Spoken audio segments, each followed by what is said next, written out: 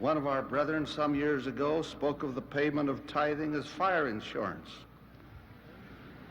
Nonetheless, the word of the Lord is clear that those who do not keep the commandments and observe the laws of God shall be burned at the time of his coming. For that shall be a day of judgment, a day of sifting, a day of separating the good from the evil.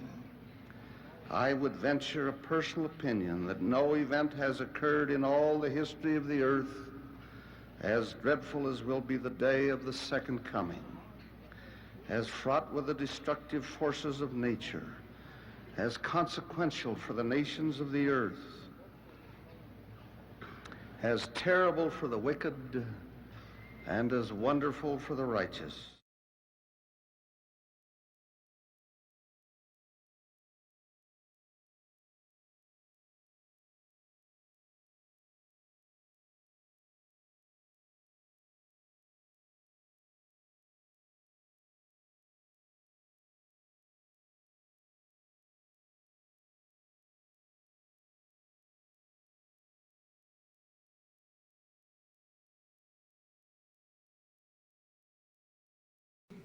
So plain and precious.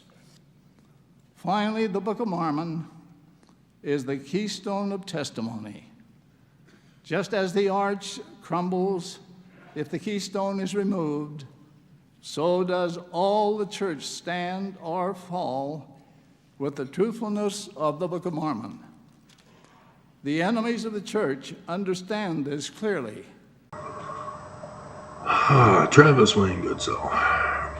So, yesterday I was on my phone and had a number of messages on the answering machine, and they were before I put out the notification that there is a potential apartment available here, because of the first one that was the most recent was before I put out that call. So the previous messages were older. And one of them was a guy who believed I was the Church of Amen Christ. I can understand how he might have obtained my number, but not really. Because if he had known, the Church of Jesus Christ of Latter-day Saints shut down that business before it even began. There was no way in hell they were allowing my business to go forward. And so the state of Utah purposely held it, despite my having paid the money for the quick processing. And they processed it quick, they just held it.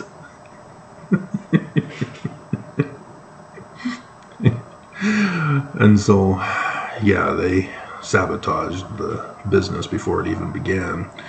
I was wanting to start up a religion to be a nonprofit, but the church refuses to allow people their First Amendment rights for freedom of religion.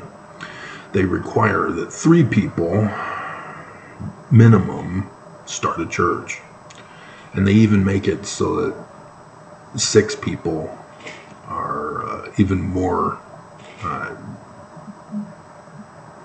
for that, because of the 3 and 3 that are stupid. It's a denial of the First Amendment, plain and simple. And so, because I couldn't do a religion, I then had to change it to an LLC corporation,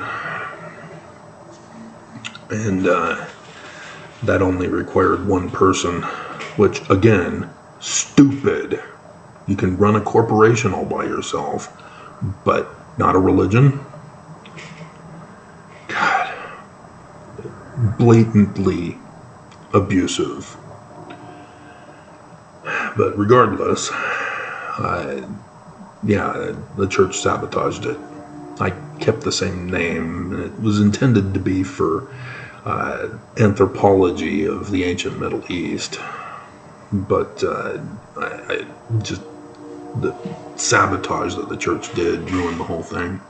But anyway, some guy who had found out my number and the name was calling me up, asking me for free handouts. He was poor, he was desperate. Somehow he got my number through the corporation that the church shut down before it began. It's not a church. It's just called the church because it's the ancient religion of the ancient Egyptians. But it's too complicated to explain to people who read, ponder, and pray and get the right feeling. But yeah, it's sad that people are so desperate here in Utah that they'd reach out to me thinking that I'm going to help them, when they know that the Church of Jesus Christ of Latter-day Saints isn't helping them and most likely put him in that position. And then another one was a guy calling me from the shelter. He was rejected from being in the shelter because he has 2 dogs. If you have 2 dogs, you can't stay in the shelter. What good is the shelter then if it's not for shelter?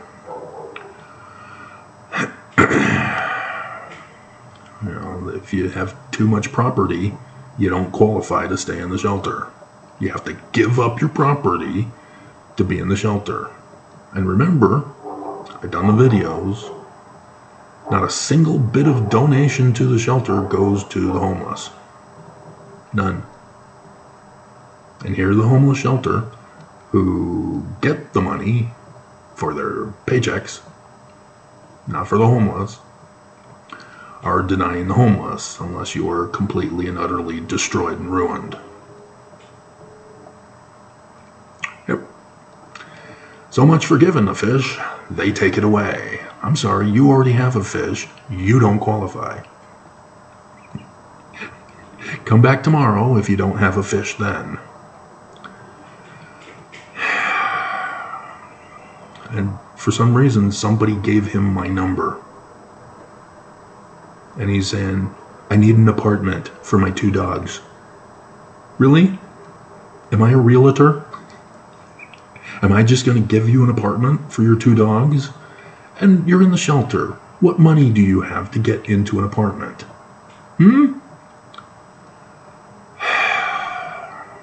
So I have no idea who gave him my number. I did not give out my number in the shelter. So the only person that would have had it would have been the previously employed case manager and liaison for the police, both of whom were fired, which means that he had contacted one of the 2 replacements, and they went through the notes and found my number somehow and had no clue what it meant. Oh, dear God. Utah is descending into the pit of hell faster than people know. So, Stanford, I think we got our answer from the church as to whether or not being a skull and bones of the U of U qualifies a person to become the apostle with the calling of Karen. You catch that? Yeah, they were answering us. He's Saudi Arabian. And so I've noticed, as I do study, that certain apostles are specifically called because of their background job. And so Dieter F. Uchtdorf, German Nazi. Aviator. So when did he get put in? Nobody knows? After 9/11. What happened on 9/11 again? Oh, planes? Yeah. And so Uchtdorf gets called. He's an aviator. He knows how to fly planes. And so, yes, in case you didn't know, after 9/11, the church themselves were paranoid and scared. With that anthrax guy that followed 9/11, the church changed everything as a result of both 9/11 and the anthrax guy. And it had to do with security at the whole church operation. I was working with the church at their distribution center on 17th and 17th, and I had previously been retransferred from Beehive Clothing back to the distribution center in the returns department, and that's where our supervisor, Dick, brought in the TV set to our workplace, and we got to watch the news of the planes that morning. And I still remember that day. I still remember sitting there at my desk watching and going, what has our president done? Because I was able to put the pieces of the puzzle together, even though I didn't have the full information that I would go on to find out later. Because remember that election? Just the year before. What happened in that election? The popular vote went to the Democrat, but it got tied up in the Florida court, where the governor of Florida was who? A brother?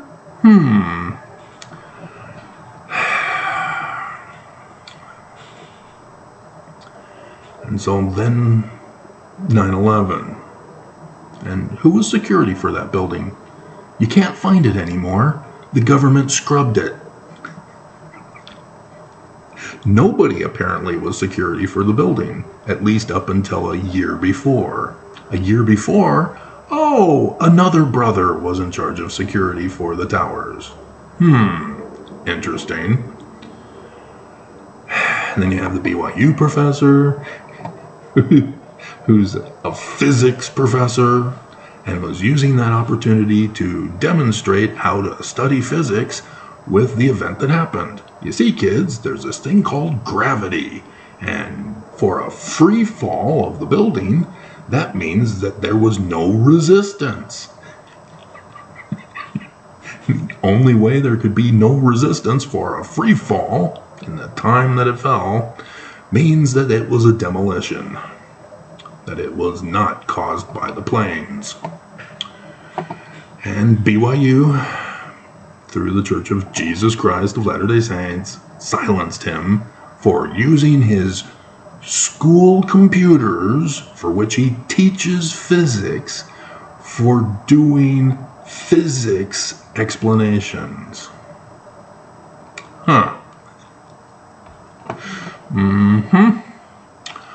And then the church then used that as an excuse to screw us over on our raises for the next year. Oh no, the stock market plunged. We have to deny you a raise for the next year as prices skyrocketed. It's just so sick and wrong. Because here Dick is interviewing me, trying to create reasons to deny me a raise. And he's lying about my performance.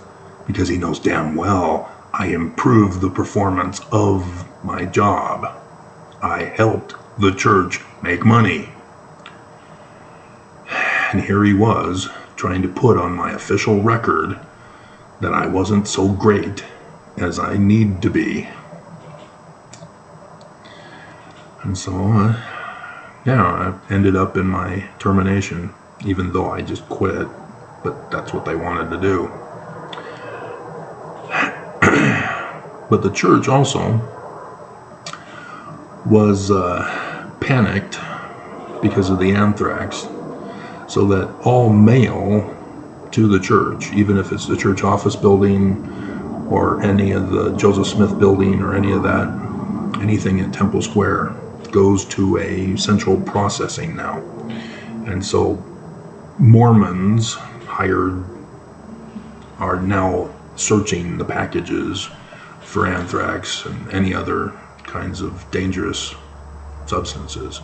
They're screened first before they're then given out to where they need to go.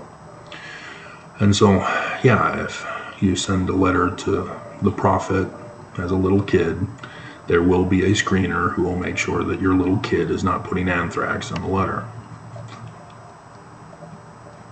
These are some of the paranoias that the church has done. They've also had its bulletproof glass in the administration building, so that if somebody storms the building to murder the prophet, they have to know the secret code and have the scanner card and all that stuff to be able to get in. As the security guards are armed, they will shoot you if you dare kiss on Temple Square as a gay person. If you remember that scandal. And so, knowing who the prophets are, you get an idea of what the prophets are planning for. Not only preparation planning, like Uchtdorf. Oh no, we're scared. We need a person who can be a pilot. But also for plots that they need to accomplish. That is already well known if you just study. Know where to look on page 290 and 291. And so enter Dallin H. Oaks, former prosecutor and Utah Supreme Court Justice. And so what has he been doing? He overthrew the government of the United States of America. See, in this First Amendment, it says that the Church of Jesus Christ of Latter-day Saints has religious freedom. They're protected by the United States government. When somebody vandalizes or burns down a church, the FBI gets investigated because of the First Amendment. It's considered a hate crime. The church is already protected. And so what the hell are they doing working with the Council for National Policy since 1981 on this religious freedom movement to overthrow the government, to enforce moral religion into our nation so that everybody must obey their religious standards and values?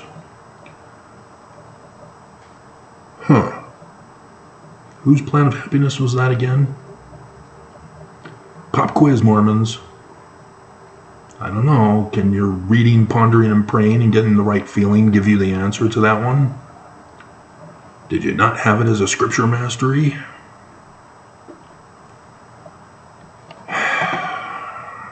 And so, we know exactly why Oaks was called. He overthrew the government. He's the cause for the Texas woman to have to flee her own state for her life. It's just so sick and wrong. And nobody sees it. Nobody sees that our government has fallen. The news doesn't see it. They're instead focusing on causing fear in us that Trump's going to win the election next year. America has already fallen. If Trump gets into office, it's because America has fallen. Because we are not following the Constitution. He shouldn't be running in the first place. 14th Amendment, Section 3. Oh, you too, Mike Lee. Dear God. And the news, the government leaders, nobody talks about it. Nobody's doing anything. Nobody's doing their job. Nobody is doing their oath to the Constitution. America has fallen. And so, now with that long introduction, studying. Section 26 is the only place in Scripture where it says that we are to study our Scriptures. But Mormons will make the excuse, well, it's not for us, it's for Joseph Smith.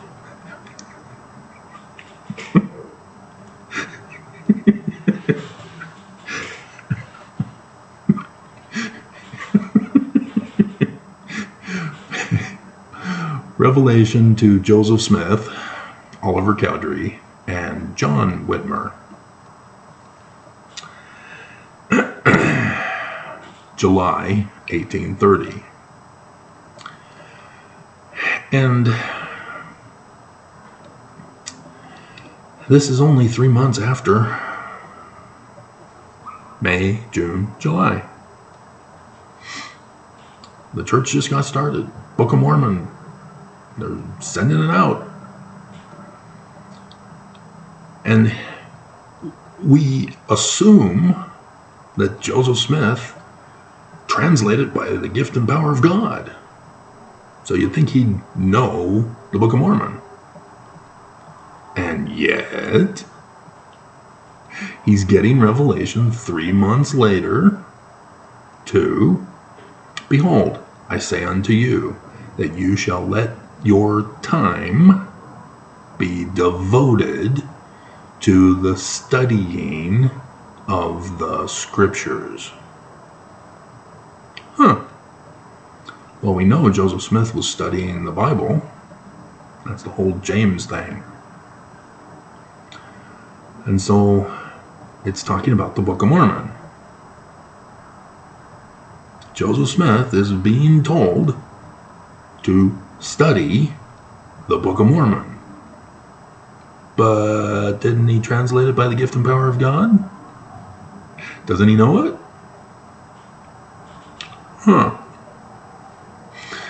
And so what does studying mean? Because it's not read, ponder, and pray and get the right feeling. I don't see that here. I'm not sure how you see that here. Mormons. Totally took out manifest so that it applies to Alma chapter 32 starting in verse 28. We will liken the word unto a seed. And so if you get the right feeling, that's just a seed and the response to the seed that you got. You don't have any fruit.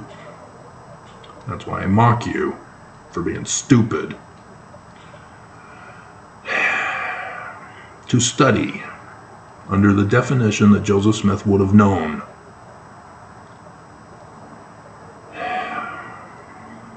The devotion of time.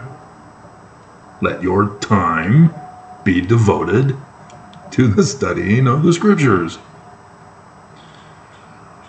And attention to acquiring knowledge on an academic subject, especially by means of books. And so, unfortunately, that's the way our public school system has been run, in which we memorize the textbook and then we regurgitate it on a test. That's not study. It's number 2. A detailed investigation and analysis of a subject or situation. This is what was meant for Joseph Smith. The Book of Mormon is to be investigated. It is to be analyzed so that you can acquire knowledge on the subject matter in the book. Willard or Wilford Woodruff is the author of the quote at the beginning of the Book of Mormon in the introduction.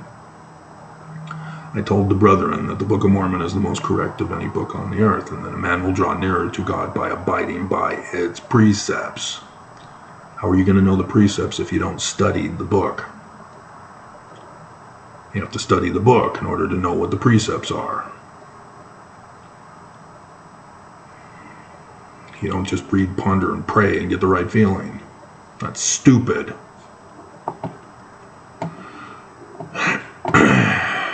And so, I knew this as a kid, even though I didn't know the definition of study. I went to school. I did a science fair project. I knew how to investigate. I guess they don't teach that here in Utah.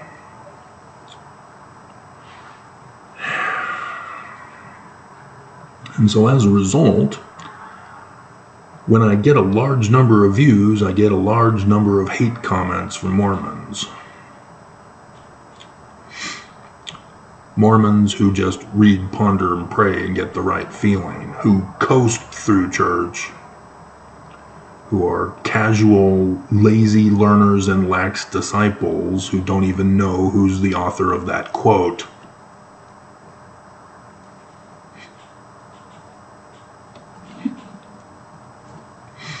And they get upset that I'm using the wrong tactics to convince them that they're wrong.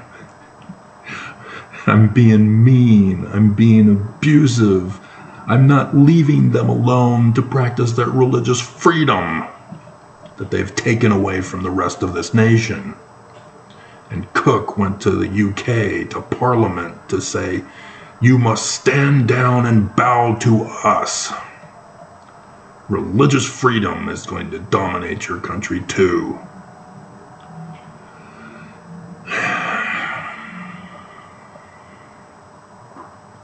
You do not get to claim that you know Mormonism when all you have is a feeling. You know nothing about the church. You know nothing about why the apostles are being put in. You know nothing about why the church does what they do and why they don't do what they don't do. You're clueless because you're not studying. You just automatically trust, because you had a feeling, that everything they do is by Jesus' orders. And you didn't study, did you? There's no such person as Jesus. Well, if you'd studied, you'd know about the first creed of Christianity. You know, verse 19. Oh, you just read, pondered, and prayed and said, well, there are good Christians, and so we embrace all truth. Oops. So what does Joseph Smith mean then? Because he's not talking about embracing all truth from Christianity. He makes it very clear. They're all wrong, and their creeds are an abomination. What do you think that means? If you studied, you would have known. And you guys have the best opportunity to study. Because in my day, I didn't have Google search to look up the Nicene Creed in both the English and in the original Greek.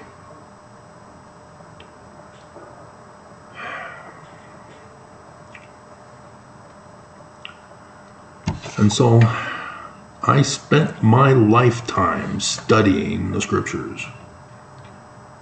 That's why I became an anthropologist of the ancient Middle East. The foremost anthropologist of the ancient Middle East. And I get people complaining, oh, you're just bragging about who you are. If you were humble, you wouldn't have to do that.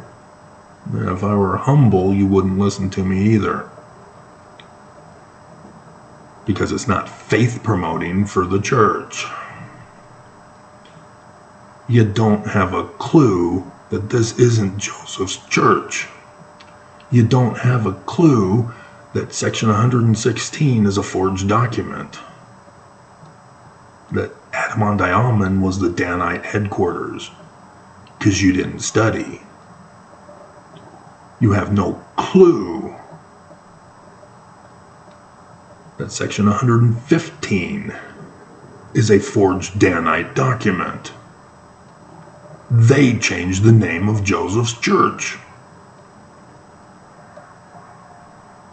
And so you didn't study the Joseph Smith papers to find out that the name of the church in the Joseph Smith history of 1838, that Jesus guy was put in by Willard Richards, a Danite of Brigham Young who murdered Joseph in Carthage jail.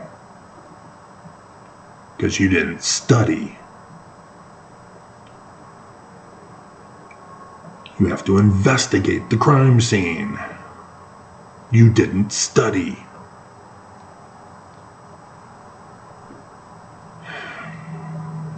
You have no clue that Section 119 is not by Joseph. Are you bleeping me?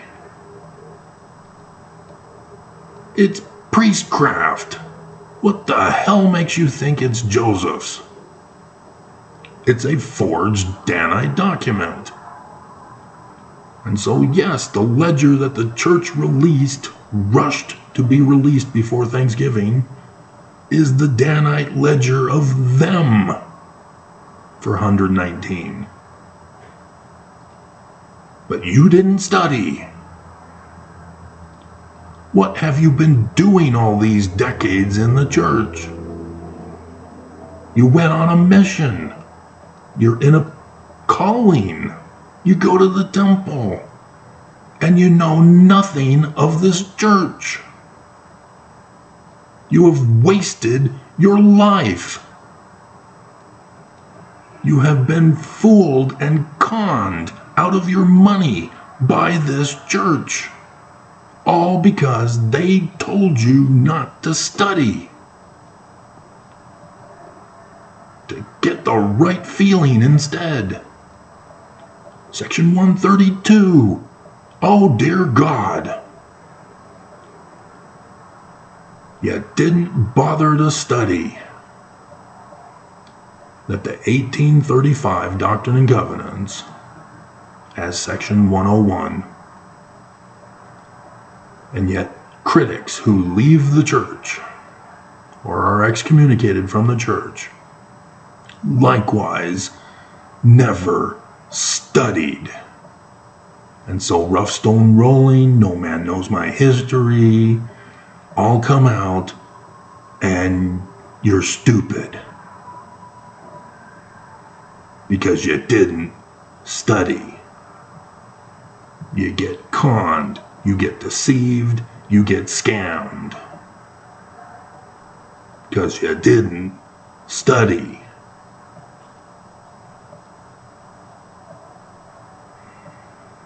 And so all these years, I've been trying to help you study. Notice the pattern here. We got a pattern match. We have an Exodus pattern match. That's how you investigate. That's how you analyze. That's study. I'm trying to help you out. So that when you read, you go, hey, that's just like Moses in the Exodus. Yeah. Good for you.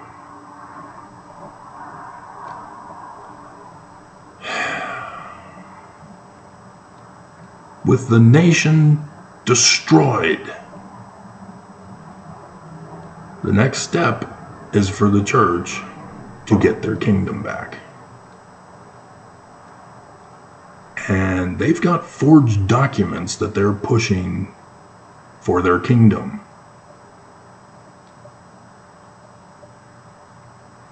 Section 119 for the economy. And it's going to be the law of consecration, so that it'll no longer be the tithing, which is priestcraft. Now you have to give everything to the church with the law of consecration. But that's not Joseph's. Section 132. That's not Joseph's. That's what they'll be practicing in the kingdom. Apparently, you didn't know that Nelson has ordered you to do it. The law of chastity has been changed for polygamy. Even my second ex knew it.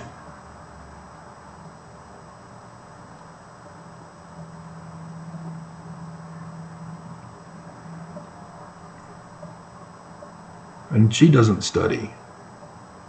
She still blames herself for not studying in high school.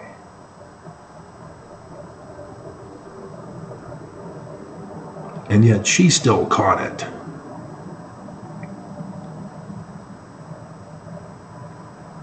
And so when the prophets go to the youth,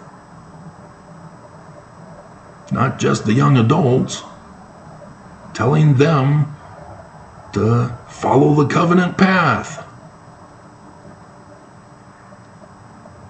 That's the temple covenants. That's the law of polygamy. To children. Nelson lowered the age to 11. Polygamy. You're not studying. This is what's coming for the kingdom.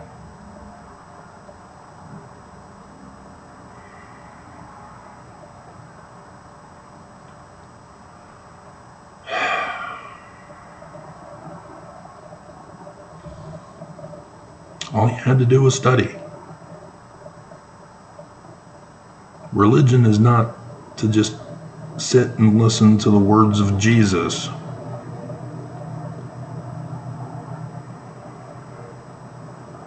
There is a message in the scriptures. There is a warning by the Jewish authors of all scriptures. And Christianity replaced the Jews to silence the warning message. Islam replaced the Jews to hide the warning message. Because all three of these religions, Christianity, Islam, and the Church of Jesus Christ of Latter-day Saints, all claim that Jesus in the last days is going to murder everybody else. Well, that's confusing. Whose Jesus is going to win? The battle of the Jesuses. But here's the catch. They took it from the Jews, and Jesus of the Jews is not a real person. He's a symbol, type, and shadow of a human being, not a supernatural deity. And so how are these other religions going to fulfill their prophecy of their interpretation of the Jews? They have to do it. That's why Nelson came out and said, in the coming days, you're going to see the greatest manifestation of the Lord's power before he comes again in power and great glory. So what happened? What happened in the coming days? Oh, overthrow of Roe v. Wade. Oh, the Disrespect for Marriage Act. The overthrow of the government. It was the church. Not Jesus. The church did it. Christianity. Yeah, they're waiting for Jesus to come down to Israel to smite the Islamists and the Jews. And then if the Jews choose to convert to Jesus, who saves them, that's on them. They have agency, free will. And so, yeah. This is why they won't give aid to Israel. Because Jesus is coming. He'll do all the work.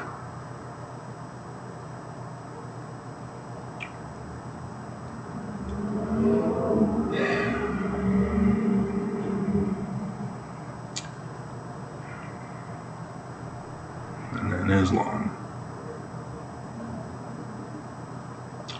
They are more devious. And it's sad nobody's catching on to it. Because you have to watch all the different press to see what's going on. Because they do put it in the titles, but they're purposely leaving out information. You have to know the full story to see how the press is manipulating the story. When they say that Israel has destroyed Gaza and that the Gazans are in need of humanitarian aid and there's a collapse of the doctors there, you're not catching on that they didn't leave. They aren't fighting Hamas. They were on the front lines fighting Israel. The women, the children were fighting Israel. They're not innocent civilians. And so now the news, after these 2 months, are now reporting that the world is now increasing their support for Hamas. And Hamas caused this. And now they're trying to blame Israel. Oh, we caught them. They were paying Hamas. You never heard of the enemy of my enemy is my friend. Palestine has always been fighting Israel.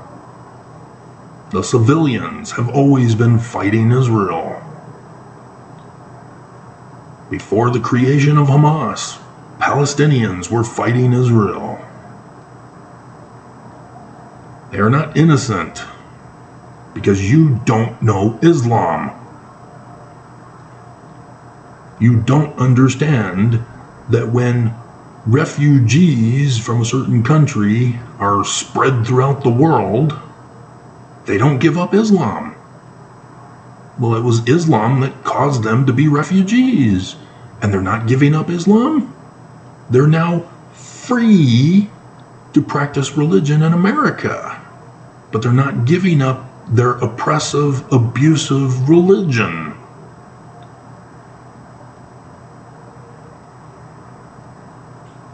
And now they're spread all over the world. And they rise up in number, and they rise up in rank, in government, in the press, in communities, in businesses. And now they are all against Israel. The UN, controlled by Islam, is now against Israel. The governments run by Islam are against Israel and are pressuring the governments that don't have a leader who's Islamic to turn on Israel. They are threatening people to protect Islam and attack Israel. Why? Because Islam believes that Jesus is going to destroy Israel. And Christians, oops, it's a trap.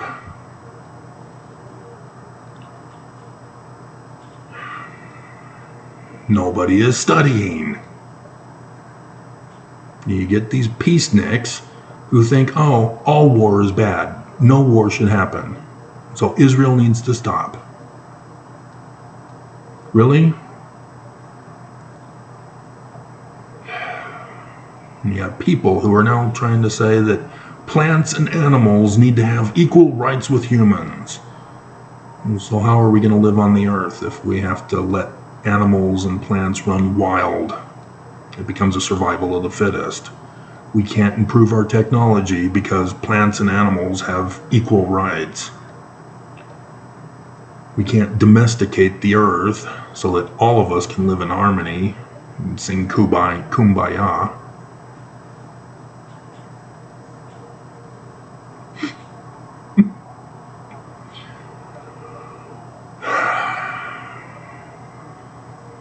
Everybody is seeking to destroy the world in their own way.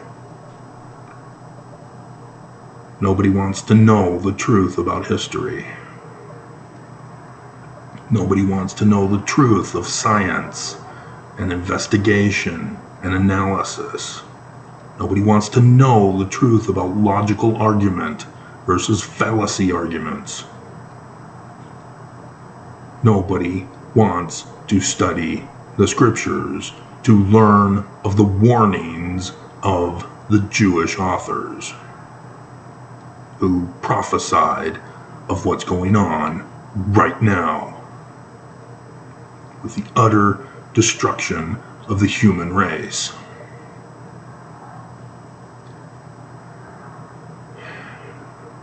And it's all Mormons. Because Mormons, if they'd merely studied, would have gone, oh crap, I'm in the great and abominable church prophesied by Joseph Smith Sr. in the Book of Mormon, who had to rewrite the 116 pages and then told Junior, study the Book of Mormon. And so to be a prophet, seer, revelator, and translator is not something that you just get because you're the oldest man living. You become such through study. So technically it's open for any Mormon.